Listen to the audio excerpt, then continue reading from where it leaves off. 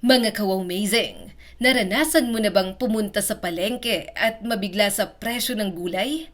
Yung akala mo mura, pero pagdating sa bayaran, parang nag-grocery ka na sa mall.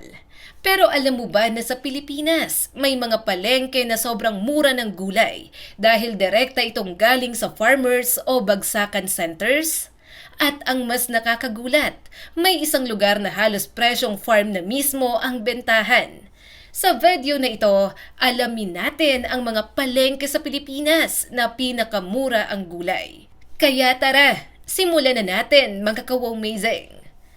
Number 10, Carbon Public Market, matatagpuan sa Cebu City.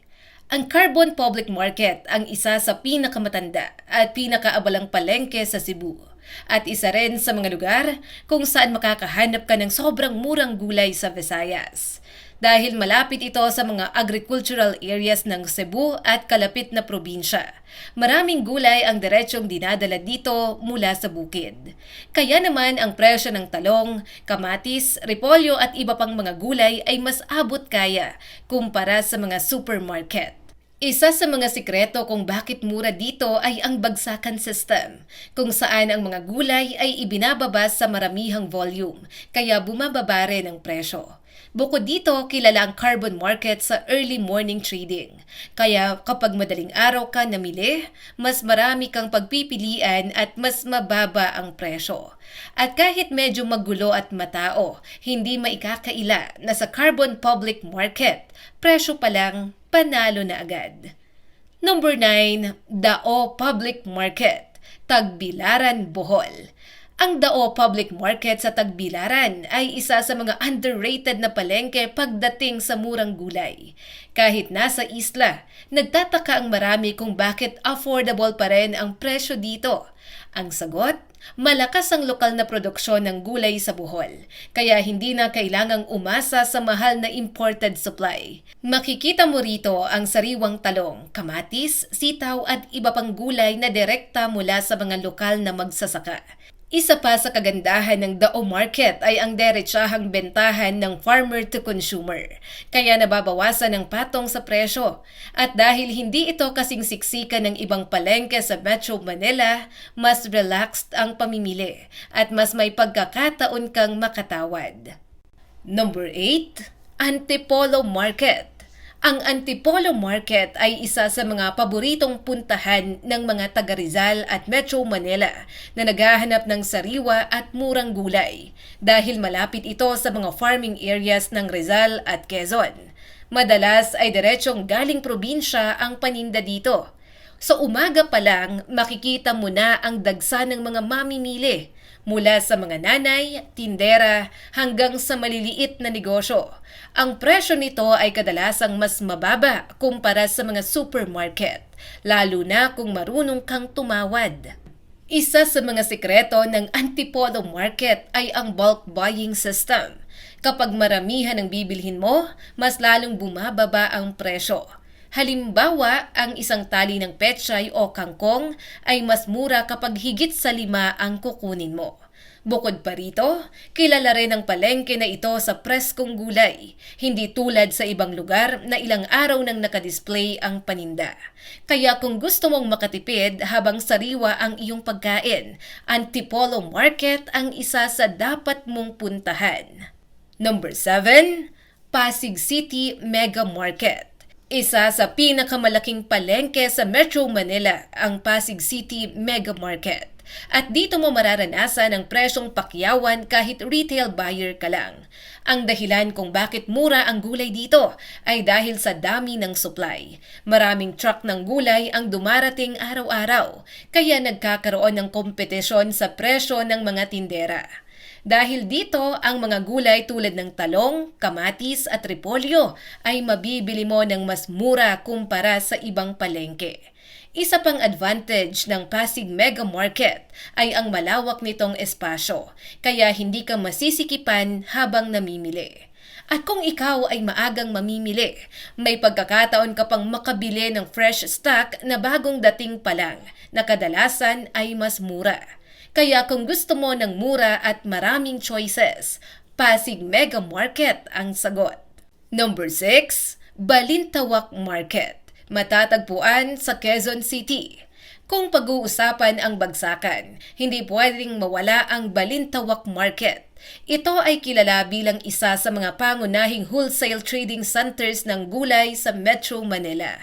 Dito pumupunta ang mga resellers at tindera para bumili ng paninda dahil mas mababa ang presyo kumpara sa ibang palengke. Ang sikreto ng Balintawak ay ang volume-based pricing. Habang mas marami ang bibilhin mo, mas bumababa ang presyo.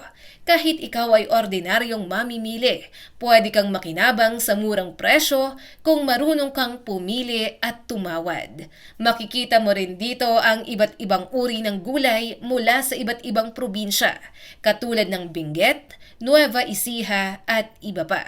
Sa madaling salita, ang Balintawak Market ay isang lugar kung saan ang presyo ay halos pang negosyo na, kahit ikaw ay simpleng mamimili lamang.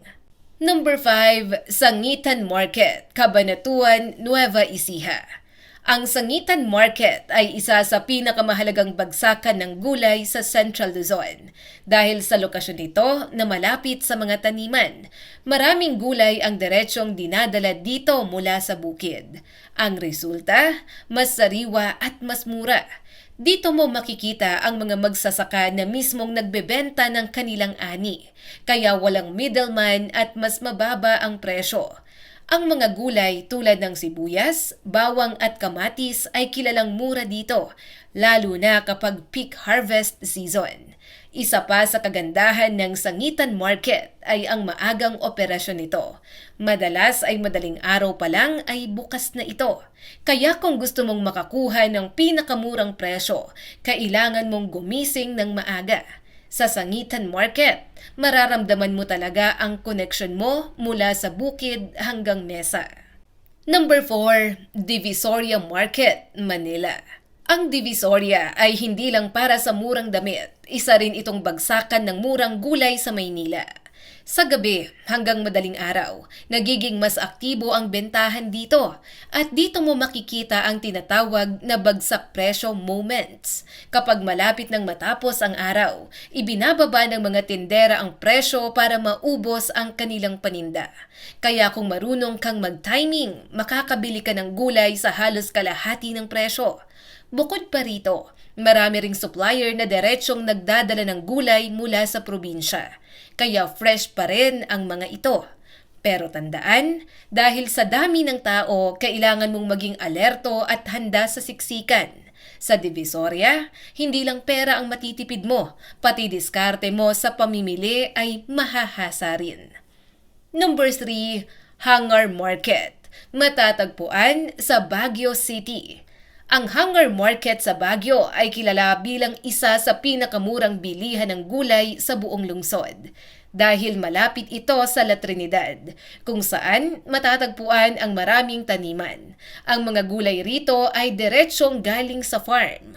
Ang presyo ng carrots, lettuce at repolyo dito ay mas mababa kumpara sa mga palengke sa lowlands. Bukod sa mura, kilala rin ang Hangar Market sa preskong kalidad ng gulay. Kaya paborito ito ng mga lokal at turista.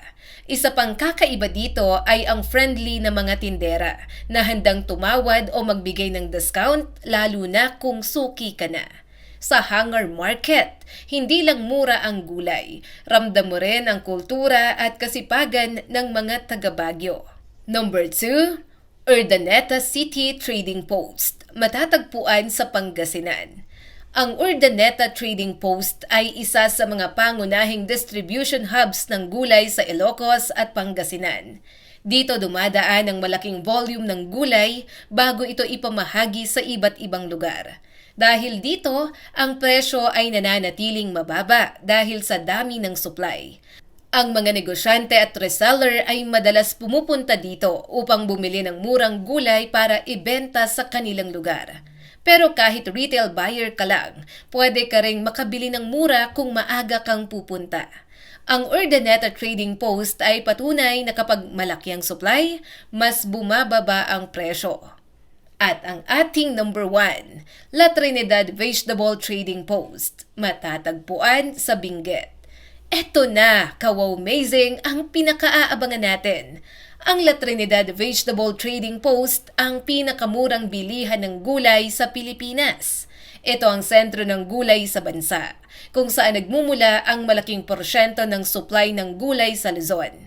Dito mo makikita ang toneladang gulay, mula carrots, repolyo, patatas, lettuce at marami pang iba. Dahil direkta itong galing sa mga magsasaka. Ang presyo ay halos farm gate price na mismo. Ibig sabihin, walang patong, walang middleman. Ang mga trader, reseller at maging malalaking negosyo ay dito kumukuha ng supply. At kung ikaw ay ordinaryong mamimili, swerte ka. Dahil pwede ka ring makabili ng sobrang mura kung marunong kang makisabay sa sistema. Sa La Trinidad, ito na ang lugar kung saan masasabi mo ang gulay ay halos kasing mura ng lupa kung saan ito itinanim. Kaya mga ka-amazing, sa panahon ngayon na pataas na ng pataas ang presyo ng bilihin, mahalagang alam natin kung saan tayo makakatipid. Mula Antipolo hanggang Benguet, ipinakita natin na may mga lugar pa rin sa Pilipinas na nagbibigay ng pag-asa sa murang pagkain. Ka-amazing! Alin sa mga palengke na ito ang napuntahan mo na? I-comment lang yan sa comment section sa ibaba. At syempre, kung nagustuhan mo ang video na ito, huwag kalimutang mag-like and subscribe at pakishare na rin para mas marami pa ang makapanood.